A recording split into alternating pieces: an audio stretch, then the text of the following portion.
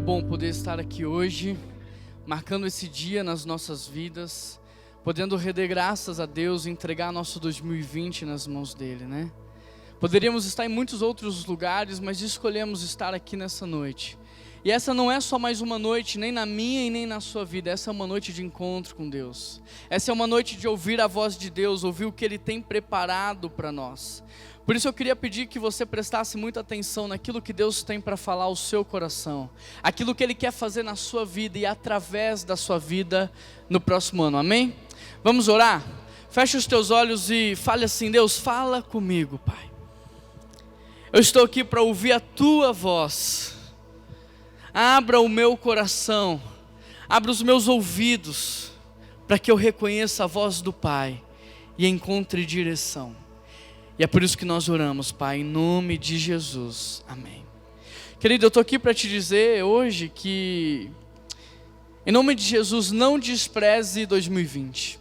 Não despreze o que vai acontecer nos próximos anos. Não olhe para 2020 com medo, com insegurança. Hoje eu quero liberar sobre você uma chave para que você possa viver, em nome de Jesus, os melhores anos da tua vida.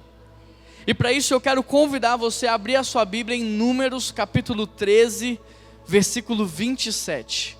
Números capítulo 13, versículo 27.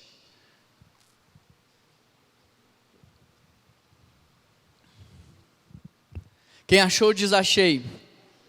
Quem não achou, diz espera aí. Números é mais difícil, né? Mas uma dica que está lá no Antigo Testamento. Números capítulo 13, versículo 27. Enquanto você vai procurando, eu quero te dar um breve resumo do contexto, do que está acontecendo aqui. Moisés, ele foi enviado por Deus para libertar o povo do Egito. E Moisés, ele não só consegue libertar o povo do Egito, como ele lidera o povo em direção à terra prometida. E o interessante é que Moisés e o povo, eles estão diante da terra. E Moisés então ele escolhe 12 homens. 12 homens representando as 12 tribos de Israel. E ele pede que os 12 possam ir até a terra prometida, espiar a terra e que eles possam voltar então com um relatório. Queridos, esses homens percorrem cerca de 800 quilômetros num período de 40 dias para construir o relatório que eu e você vamos ler agora. Números 13, versículo 27, o texto diz assim: este foi o relatório que deram a Moisés. Entramos na terra a qual você nos enviou, e de fato, é uma terra que produz leite e mel com fartura. Aqui está o tipo de fruto que nela há. Contudo, o povo que ali vive é muito poderoso e as suas cidades são grandes e fortificadas. Vimos até os descendentes de Enaque. Os amalequitas vivem em Neguebe, os hititas, jebuseus e amorreus vivem na região montanhosa. Os cananeus vivem perto do litoral do mar Mediterrâneo e no vale do Jordão. Calebe tentou entrar e acalmar o povo que estava diante de Moisés. E ele dizia assim: vamos agora mesmo tomar posse da terra. Com certeza podemos conquistá-la. Mas os outros homens que tinham ido com ele fazer o reconhecimento da terra discordaram, dizendo: não podemos enfrentá-los, eles são mais fortes do que nós. Então espalharam entre os israelitas um relatório negativo sobre a terra, dizendo: a terra que atravessamos ao fazer o reconhecimento devorará quem for morar ali. Todas as pessoas que vimos são enormes, vimos até gigantes, os descendentes de Enaque. Perto deles, nos sentimos como gafanhotos. Uau! Que relatório, hein? Depois de 40 dias percorrendo 800 quilômetros, esse é o relatório que o povo traz a Moisés. Mas querido, presta atenção num detalhe muito interessante. Porque Moisés enviou quantos homens? 12. Olha que interessante, Moisés enviou 12 homens, mas 10 homens voltam com um relatório negativo. E apenas 2 homens voltam com um relatório positivo. Ou seja, enquanto 10 estão dizendo: Moisés, a terra é boa, mas a gente não vai conseguir entrar lá. 2 estão dizendo: Moisés, a terra é maravilhosa, a gente tem que entrar agora e tomar posse dessa terra. Então, queridos, diante desse texto nós nos podemos fazer 3 perguntas. E a primeira pergunta que nós podemos fazer é: por que Deus pediu para Moisés enviar os espias? O que Deus queria com isso? Qual era o propósito, qual era o objetivo daqueles homens de espiarem a terra? E para responder essa pergunta, nós podemos voltar no versículo 1, aonde o próprio Deus diz para Moisés: envia 12 homens, para que eles olhem a terra que eu vou entregar para o meu povo. Olha o que Deus está dizendo, é para eles olharem a terra que já é deles, é para eles olharem a terra que por herança eu vou entregar em suas mãos. Queridos, Deus mandou os homens olharem na perspectiva de traçarem uma estratégia para entrar, e não para omitir uma opinião a respeito do que eles viram. Por isso, ouça o que eu vou te falar agora: não despreze 2020, não despreze os anos que virão. Sabe por quê? Porque os anos que virão são presentes de Deus para você. Os anos que virão são presentes de Deus para a tua família, é presente de Deus para a tua herança. Não despreze o que está vindo por aí. Deus não quer que você olhe para o futuro com insegurança no seu coração, dizendo: virão tempos ruins. Não. Deus quer que você olhe para o futuro e que no seu coração você cultive esperança. Julgar o que está por vir não cabe a nós. O que cabe a nós é nos preparar. O que cabe a nós é nos fundamentar, é criar raízes, é criar estrutura, porque a Bíblia diz que as tempestades virão. Não é opcional, elas virão sim. Enfrentaremos desafios sim, mas não é para a gente olhar para tudo isso morrendo de medo. É para a gente olhar para tudo isso e se preparar. Quão preparado você está hoje para viver uma crise financeira? Quão preparado você está hoje para viver uma dificuldade no seu trabalho? Você se estruturou, você se preparou? Porque senão, querido, ainda dá tempo. Por isso, não despreze o que Deus vai fazer. Não despreze os anos que estão por vir. Deus deseja que você olhe para o futuro com planos, com sonhos, com estratégias, com esperança, com alegria. Querido, em toda a história da humanidade, o povo de Deus nunca retrocedeu. Por que vai ser com você? Em toda a história da humanidade, o povo de Deus sempre avançou, sempre marchou, e eles iam cantando e adorando a Deus no seu coração. Nós somos o povo que avança. Por isso, não despreze o que Deus está para fazer na tua história, não despreze o que Deus está para fazer na tua vida.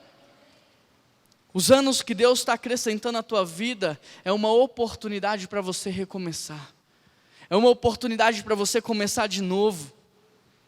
A segunda pergunta que nós podemos fazer ao ler um texto como esse é: como é que pode, presta atenção, como é que pode 12 pessoas que vieram do mesmo contexto, que viveram as mesmas coisas no Egito e no deserto, que foram enviadas para a mesma missão, voltarem com opiniões tão opostas? Como é que pode pessoas que viveram as mesmas coisas voltarem com opiniões tão distintas? O que nós precisamos entender como igreja é que não importa, querido, o que está do lado de fora, o que importa é o que está do lado de dentro. Nós vemos isso o tempo todo, crianças que cresceram no mesmo ambiente, mas que escolhem caminhos diferentes, porque o que diz, o que rege, o que guia, não é o que está acontecendo fora, é o que está acontecendo aqui dentro. Por isso a Bíblia diz: sobre tudo que se deve guardar, guarda o quê? Porque dele depende a tua vida. Esses homens viveram as mesmas coisas escravizados no Egito, percorreram o mesmo deserto, foram enviados para a mesma missão, mas voltaram com opiniões diferentes. Por quê? Porque não importa o que está do lado de fora, importa o que está do lado de dentro. E é por isso que, por mais que eles estivessem no mesmo contexto de vida, a maneira de enxergar é diferente. Entenda uma coisa: você sempre verá do lado de fora aquilo que você já viu aqui dentro. Você sempre vai projetar na sua vida externa aquilo que você já cultivou dentro do seu coração. Você sempre vai encontrar do lado de fora evidências para comprovar aquilo que você já está acreditando há muito tempo. E é por isso que a Bíblia diz: os olhos são o quê? Os olhos são o quê? A janela do corpo. Se os teus olhos forem bons, todo o seu corpo será bom e cheio de luz, mas se os teus olhos forem maus, todo o teu corpo será cheio de trevas. Por isso eu te pergunto, por que a maioria voltou com um relatório negativo e não com um relatório positivo? É simples, porque desde que esse povo saiu do deserto, desde que Deus libertou esse povo lá da escravidão do Egito, desde que Deus conduziu esse povo no deserto, a única coisa que esse povo fez foi reclamar, foi murmurar. É raro você encontrar na história de Israel o povo agradecendo a Deus porque Deus tirou eles da escravidão do Egito, porque Deus mandou o maná cair do céu e a água brotar da pedra. Agora, murmuração você vê diariamente. Quantas vezes esses homens e mulheres não disseram: vamos voltar para o Egito, eu prefiro ser escravo do que ficar aqui no deserto?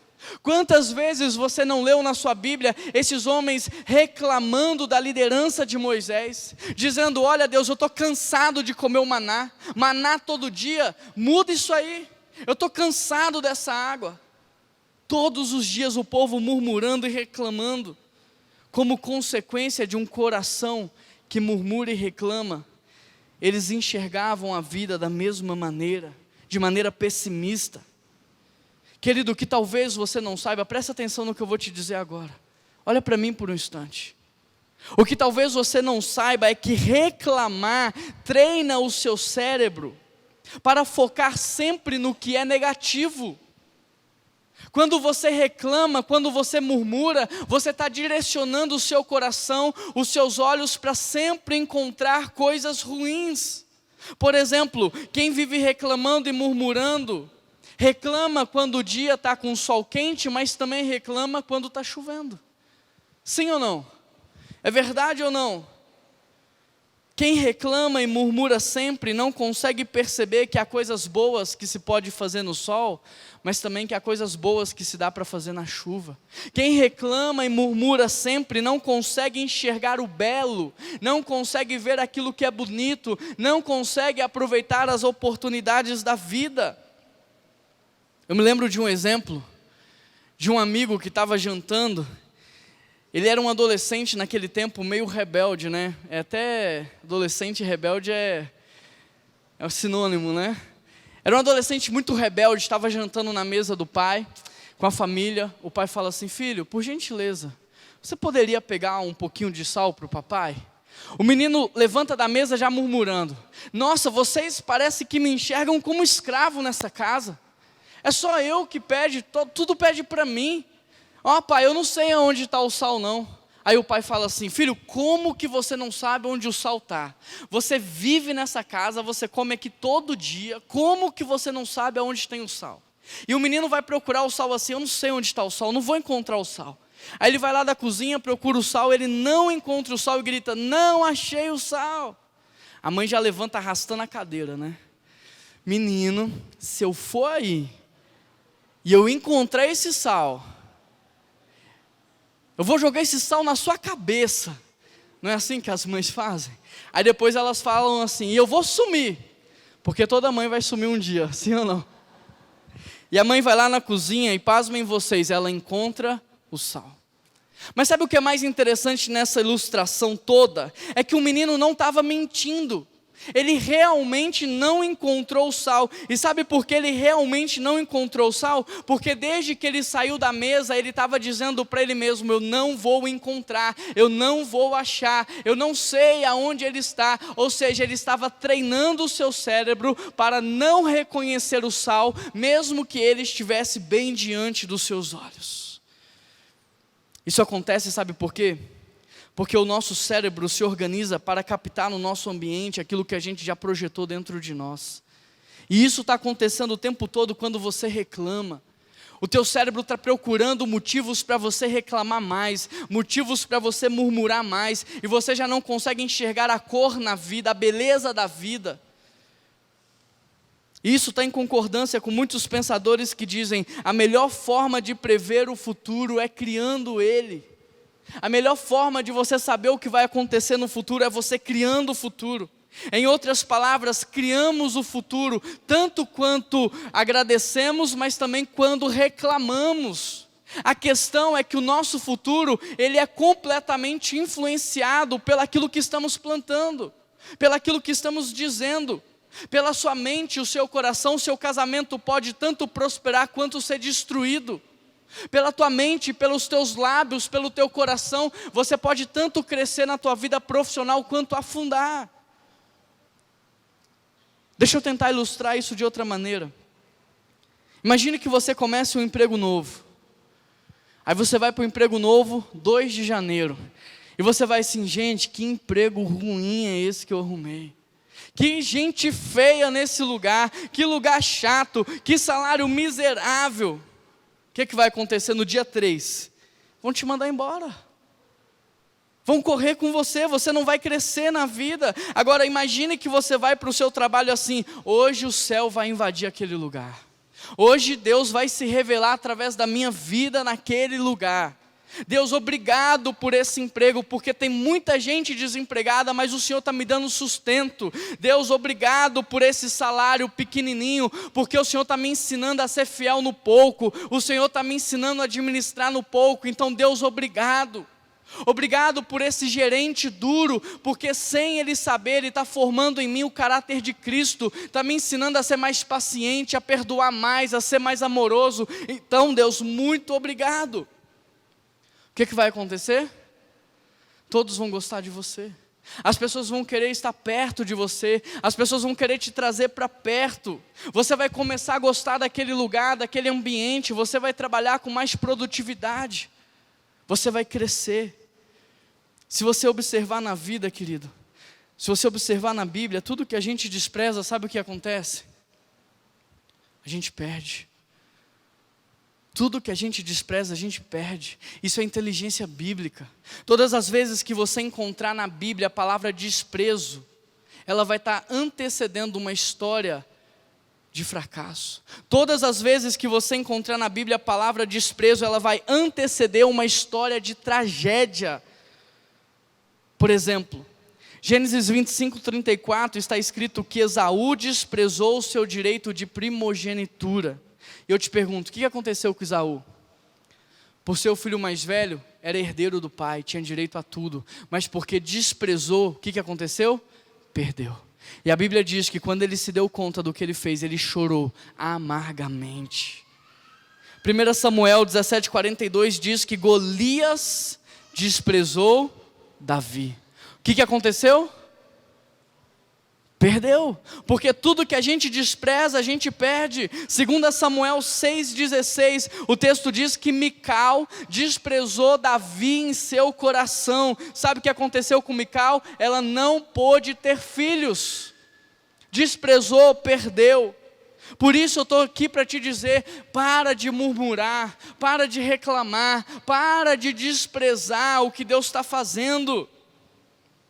O que é que você está desprezando hoje?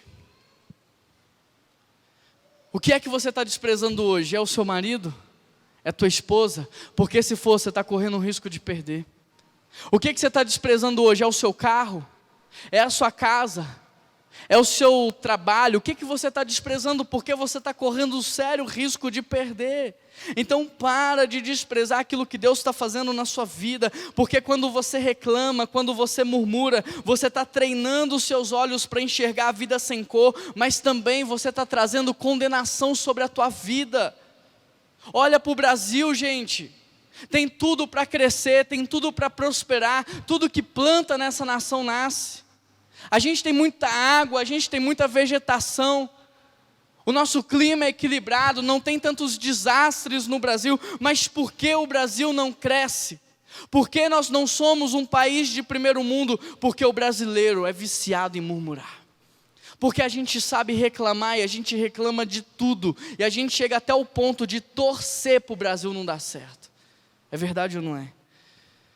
Da mesma forma que o povo de Deus não entrou na terra prometida porque estava reclamando, a nossa nação está sendo influenciada pelos nossos hábitos, e essa condenação também está caindo sobre a tua casa, sobre a tua família. Para de reclamar. Não vire o ano com esse hábito terrível de reclamar, de murmurar. Para de desprezar quem está do seu lado. O recurso que Deus está confiando a você, o que Deus está fazendo. Sabe por que você não recebe mais? Porque você não é fiel no pouco. E ser fiel no pouco é ser grato. Ser fiel no pouco é você honrar. Ser fiel no pouco é você repartir. Olha o que está acontecendo aqui no texto. Os espias dizem para Moisés: entramos na terra a qual você nos enviou. Repare que eles não dizem: avistamos a terra que Deus prometeu. Repare que eles não estão dizendo: olha, nós vimos a terra que nos será dada por herança. Não, o que eles estão dizendo é: nós fomos aonde você nos mandou ir. Percebe como o olhar deles é viciado? Percebe como eles já estão olhando as coisas na cultura da reclamação, da murmuração? E o mais interessante é que eles terminam o relatório dizendo: nós éramos garfanhoto diante do povo. Querido, presta atenção no que eu vou te dizer. Quem tem um olhar viciado no negativo sempre vai se fazer de vítima. Olha o que eles dizem: nós éramos como garfanhoto diante do povo. Quem tem um olhar viciado no negativo sempre vai se enxergar menor do que os outros. Sempre vai achar que tudo na vida é uma ameaça. Quem não está com a vida com Deus boa sempre vai pensar que tudo à sua volta é uma ameaça. Quem não está bem com Deus sempre verá os problemas maiores do que eles realmente são. Por isso, vira a chave. Ano novo, vida nova. Mas se você não for diferente, tudo vai ser sempre igual. Vira a chave. Muda a chave. A murmuração está te impedindo de ver o que Deus está fazendo no Brasil. A murmuração está te impedindo de ver o que Deus está fazendo na vida dos teus filhos, na tua geração, na tua descendência. O que Deus está preparando para você. Vira a chave. Como é que você está olhando para 2020? Quais são as suas expectativas em relação ao novo ano? Vira a chave. Querido, João Batista, quando estava preso, ele fala assim para os discípulos: vão até Jesus e verifica se ele de fato é o Messias que nós estamos esperando. Por quê? Porque na cabeça de João Batista, o que está acontecendo? Ele está preso. Então, se aquele de fato era o Messias, se aquele de fato era Jesus, por que eu continuo preso? Se é Jesus, tem que vir me salvar, tem que vir me libertar, tem que vir me tirar da prisão. Aí os discípulos vão lá e Jesus fala assim para eles: vai lá e fala para João que tudo que vocês viram e ouviram. Os cegos voltam a ver, os coxos andam, os paralíticos são curados, os mortos são ressuscitados. Em outras palavras, o que Jesus está dizendo para João é: João, para de focar no que eu não estou fazendo e comece a olhar para aquilo que eu estou fazendo. Para de focar naquilo que você gostaria que eu fizesse e eu não estou fazendo, e comece a olhar para o que eu estou fazendo agora. Querido, para de olhar para aquilo que Deus não está fazendo, sabe por quê? Porque se Ele não está fazendo é porque ainda não chegou o tempo. Se Ele não está fazendo é porque não chegou a hora. E Deus é perfeito em tudo o que faz, Ele sabe tudo o que faz. Por isso olhe para aquilo que Deus está fazendo na nossa nação. Olhe para o que Deus está fazendo na tua profissão, na tua carreira, no teu sustento. E a terceira e última pergunta que nós podemos fazer para esse texto é: por que só Josué e Caleb conseguiram ver diferente? Porque dentre 12, só 2 conseguiram ver diferente. Antes de responder essa pergunta, você precisa saber quem é Josué. Você sabe quem é Josué? Josué é aquele que ficava na tenda, na porta da tenda, e enquanto Moisés tinha vida com Deus, ele ficava lá o tempo todo tentando aprender, tentando sugar o que Deus estava falando com Moisés. E o texto diz que Moisés saía da tenda, mas o jovem Josué não se apartava dela. Sabe quem é Josué? Josué é aquele que está colado em Moisés, é aquele que sobe o monte Sinai com Moisés. Josué é um homem que tem sede e fome de Deus. E agora que você já sabe quem é Josué, nós podemos responder a pergunta: por que ele viu diferente? E sabe por que Josué viu diferente? Porque Josué não fazia parte da cultura da murmuração. Josué não estava sentado nas rodas da reclamação. Josué não estava ali sentado com aqueles que ficavam dia e noite reclamando de tudo. Josué não estava sentado com aqueles que desprezavam o que Deus estava fazendo. Desde que eles saíram do Egito, Josué colou em Moisés. Aonde Moisés ia, Josué estava perto. Deus falava com Moisés, Josué queria ouvir. Moisés deixava a tenda, Josué permanecia lá. Por isso Josué viu diferente. Josué andava com pessoas que esticavam ele na fé. Josué andava com pessoas gratas, e por causa disso o seu olhar para o mundo era diferente. Agora, e Caleb? Quem é Caleb? Caleb só fazia parte da tribo do leão de Judá, homens tementes a Deus. E por que Caleb viu diferente? Porque Caleb não se contentou em viver uma vida de escravidão, ele rompeu com o passado e ele queria viver o que Deus tinha para ele. Isso é tão forte no coração de Caleb, que quando os 10 espiões começam a dar um relatório negativo, Caleb pede para eles pararem de falar. O texto diz que Caleb intervém, e Caleb tenta acalmar o povo, e Caleb começa a falar: não, gente, a terra é boa, e Deus nos deu, não precisamos temer, a gente pode entrar.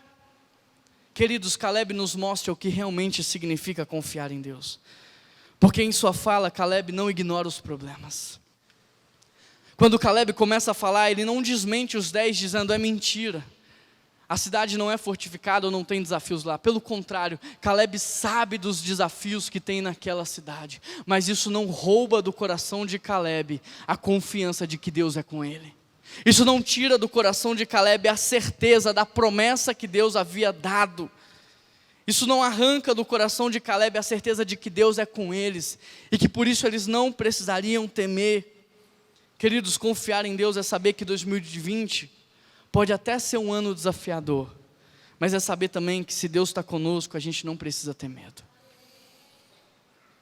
2020 pode até ser um ano difícil, mas se Deus está conosco, a gente não precisa ter medo.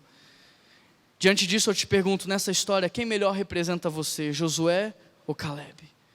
Quem melhor representa você, Josué, Caleb ou os 10 que trouxeram um relatório negativo? Você é aquele que anda com os murmuradores? Você é aquele que está vivendo em reclamação? Ou você está andando com homens e mulheres de Deus que te inspiram a viver o sobrenatural? Quem é que você está ouvindo? Quem é que está influenciando a tua vida, a tua maneira de pensar, a tua maneira de enxergar? Quem é que você está seguindo? Quem aqui já foi em projetos missionários? Levanta a mão. Queridos, projetos missionários é lugar onde acontece o sobrenatural de Deus. Coisas que a gente não vê no dia a dia, você vê no projeto missionário. E sabe por que isso acontece lá? Porque no projeto missionário você é encharcado por Deus 24 horas por dia. Você é cheio da presença de Deus. E cheio da presença de Deus você transforma aonde você passa. Aonde você entra, você tira a escuridão e você traz luz. Porque você está cheio. Mas sabe por que isso não acontece no nosso dia a dia? Porque a gente está se enchendo de muitas outras coisas, menos de Deus. Quando você acorda, a primeira coisa que você faz é se encher das redes sociais, é comparar a sua vida com a vida dos outros.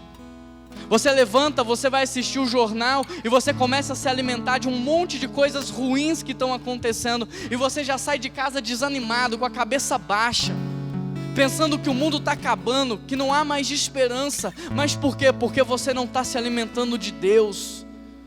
Quando a gente levanta e busca a presença de Deus, quando a gente levanta e vai se alimentar de Deus, querido, você sai da sua casa que nem um soldado. Você sai da sua casa e você não aguenta ver uma injustiça, você entra ali, você traz solução, você traz luz, você é diferente. Por isso, nessa virada de ano, faça uma limpeza na tua vida. Limpe as tuas redes sociais, pare de seguir aqueles que ficam criticando Deus e mundo. Para de seguir os murmuradores, isso te afeta, isso te deixa mal, isso rouba a tua energia. Começou a reclamar perto de você, fala assim: gente, dá licença, mas eu não vou ficar aqui. Ah, esse Brasil, gente, dá licença. Ah, essa igreja, gente, dá licença. Ah, mas essa, gente, não vou ficar. Nessa virada de ano, se encharque da presença de Deus, leia mais a Bíblia, ouça as pregações da PIB no YouTube, no Spotify.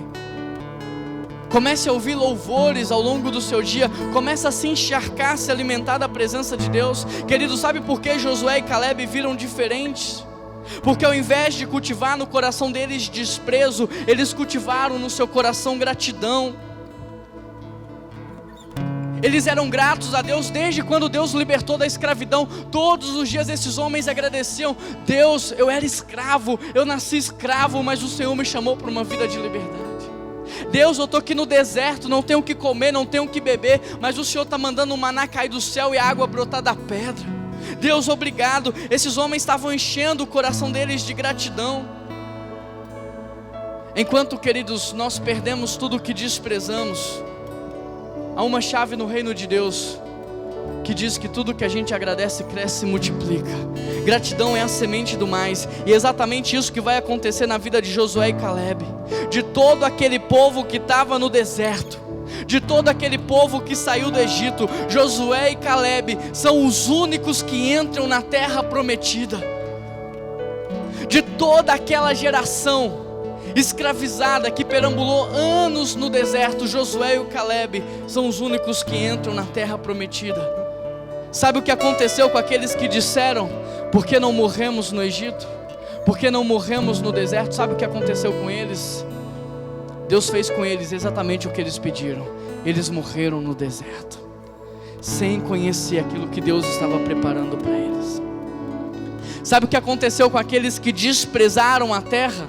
Eles morreram no deserto, perderam o direito de conhecer e de viver os melhores anos da sua vida. De todo o povo, só Josué e Caleb entraram. Josué e Caleb são os únicos. Interessante porque Caleb escolheu para morar, sabe aonde? O lugar onde aqueles 10 falaram que tinha gigantes e homens poderosos. Caleb escolheu para morar o lugar que amedrontou os seus antepassados. Josué conquistou nada mais, nada menos do que 31 cidades. E em muitas batalhas ele derrotou 5 reis de uma vez. Josué se transformou num grande guerreiro, homem temido pelos seus inimigos. Por isso eu estou aqui para te dizer mais uma vez: não despreze o que Deus está fazendo, não despreze o seu 2020, seja grato por 2019 e mais grato ainda por aquilo que Deus fará na tua vida, porque os melhores anos da tua vida não são aqueles que passaram, não são os que você está vivendo hoje, mas são os que estão por vir. Existe uma chave no reino de Deus que diz que tudo que você agradece cresce, tudo que você agradece multiplica. Mateus 14, Jesus quer alimentar uma multidão, mas ele só tem 5 pães e 2 peixes. Sabe o que ele faz? Ele agradece. Sabe o que acontece? Cresce uma multidão é alimentada e ainda sobram 12 cestos cheios de comida. Lucas 17, Jesus está andando, 10 leprosos pedem por cura, Jesus cura. Eles saem correndo para contar a notícia para todo mundo, mas um volta. E pasmem vocês, aquele que voltou e agradeceu, ele recebeu mais. Aquele que agradeceu, recebeu mais. Aquele que agradeceu não ganhou apenas 30 anos de vida, ele ganhou a vida eterna. Gratidão é a semente do mais. Agradecer treina o seu cérebro para ver o que Deus está fazendo. Agradecer treina você para perceber Deus em tudo. Agradecer vai te enchendo da presença de Deus. Queridos, a falta de gratidão afetou a visão daquele povo, e a falta de visão fez com que eles perdessem a oportunidade de experimentar aquilo que Deus estava preparando. Porque pensa só, esses homens e mulheres nasceram como escravos, passaram grande parte da vida no deserto, e ali, diante da terra, pertinho de entrar na terra, eles morrem, porque não têm um coração grato. E quantos de nós, por causa da murmuração, da reclamação, não estamos hoje correndo esse mesmo risco? Quantos de nós não estamos correndo o risco de não viver o que Deus está preparando para nós por falta de gratidão? O que te impede hoje de viver os melhores anos da tua vida não é o que está acontecendo lá fora, é o que está acontecendo dentro do seu coração. Josué e Caleb romperam com o passado. Josué e Caleb foram gratos a Deus. Josué e Caleb olharam para o futuro, não na perspectiva do que eles pensavam, mas na perspectiva do que Deus havia prometido. E independente das dificuldades, eles seguiram em frente e avançaram. Eu quero fechar liberando sobre você uma chave que vai destravar os melhores anos da tua vida. Seja grato, olhe com fé e viva o novo. Seja grato, olhe com fé e viva o novo. Seja grato, olhe com fé e viva o novo. Seja grato por tudo que você já viveu. Olhe para 2020 com fé e em nome de Jesus você vai viver os melhores anos da tua vida. Eu quero te convidar a ficar de pé.